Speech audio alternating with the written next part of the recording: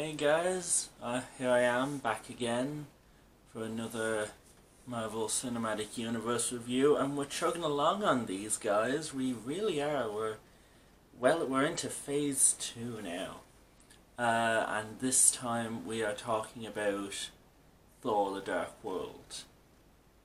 Yeah, this isn't one of the good ones. This is probably overall, in terms of just general being a movie, this is one of the weakest MCU films. Not my least favorite, definitely not.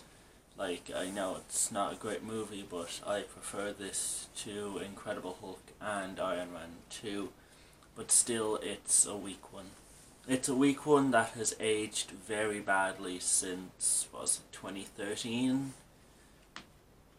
The premise of the movie is Thor's just still being Thor, and Asgard is attacked by dark elves who want this thing called the Ether, which we eventually find out is an Infinity Stone. God, that's the Infinity Stone that got the short end of the stick in terms of what movie it got to be in. You know, like, this one's a bit of a stinker. But, so yeah, there's evil dark elves and Thor has to fight them, and he has to team up with Loki.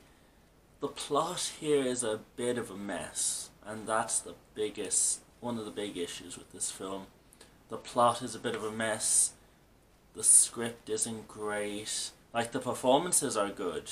Like, Chris Hemsworth and Tom Hiddleston, still perfect in the role. Perfect. The Thor and Loki dynamic here is great. You know, follows on from the Avengers in a very nice way. You know, and I think Thor, while I gave out in Iron Man 2 of Iron Man 3 that it didn't tie into the universe enough, Thor, I feel, tied in enough, and also was able to get away with not tying in as much better, because obviously it's in its own section of the MCU away from Earth most of the time. But no, the plot is a mess because, you know, one minute it's, oh, dark elves, the other it's some convergence thingy that's never fully explained to, like, a satisfying way that isn't just mumbo jumbo sciencey stuff.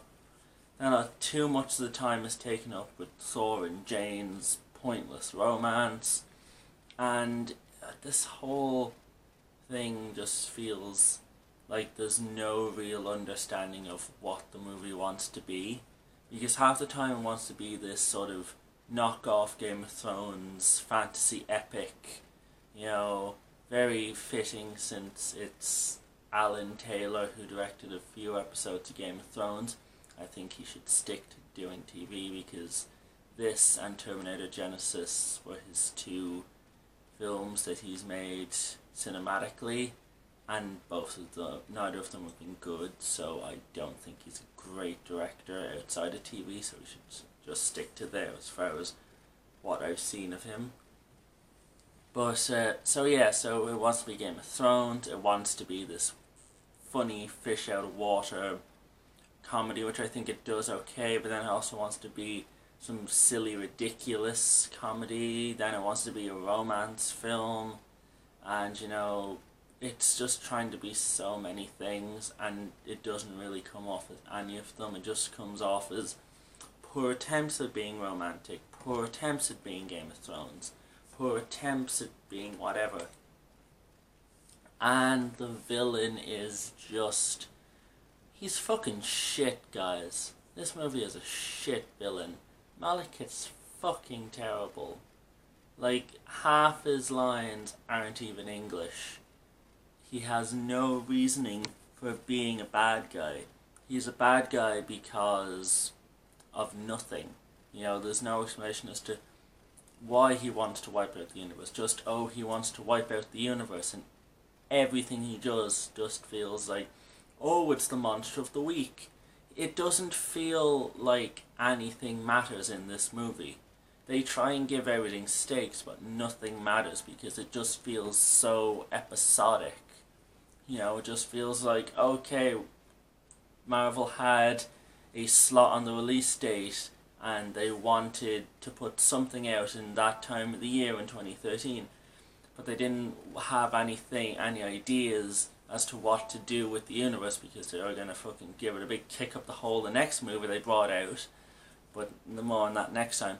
Well, this just didn't feel like anything mattered, you know? And like I said, there are bits of it that I do like. I love Chris Hemsworth in the role, you know, and I actually do quite enjoy how they incorporate the convergence, this sort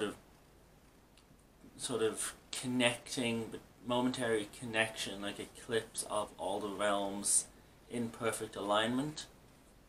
But I like how they incorporate that into the action finale, like the action set piece at the very end, where Thor and Malekith are fighting and they're just jumping between realms. It's really funny at times, and it's very inventive and it's cool.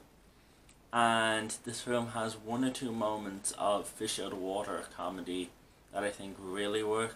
Mainly the scene in the apartment where Thor comes in and he hangs his hammer on the coat hanger. And it's just the simple stuff that just is quite funny. And then Thor on the tube in London.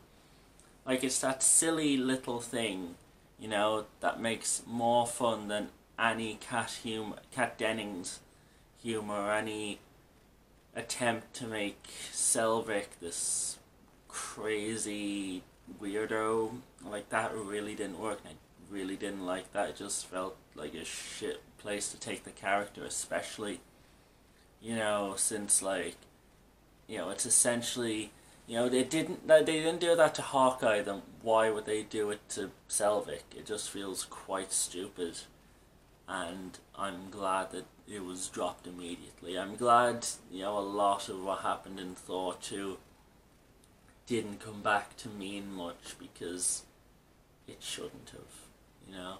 Like, I'm being hard on this movie, but, you know, there's enough. I feel like it's watchable, but it's not a great movie, you know.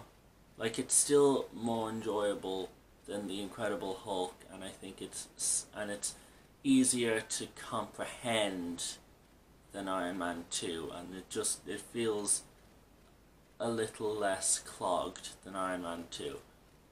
So, like, it's probably the third worst MCU film.